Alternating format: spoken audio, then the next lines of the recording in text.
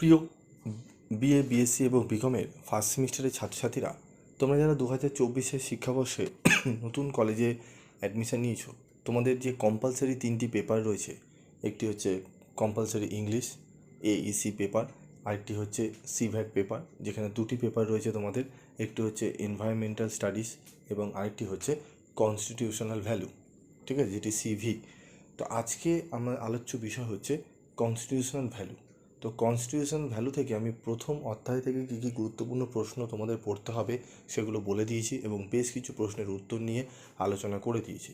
আজকের এই ভিডিওতে আমি সেকেন্ড অধ্যায় থেকে কী কী প্রশ্ন তোমাদের আসতে পারে সেই প্রশ্নগুলো নিয়ে আলোচনা করব। তো ভিডিওটি প্রথম থেকে শেষ পর্যন্ত মনোযোগ সহকারে শুনো। তো কী কী প্রশ্ন রয়েছে দেখে নাও।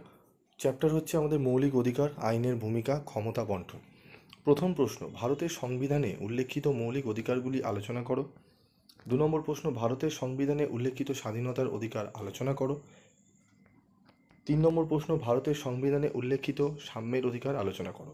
এই 3টি প্রশ্ন যদি ভালো করে তোমরা করে নাও, এই 3টি প্রশ্ন থেকে তোমরা প্রশ্ন কিন্তু কমন পেয়ে যাবে।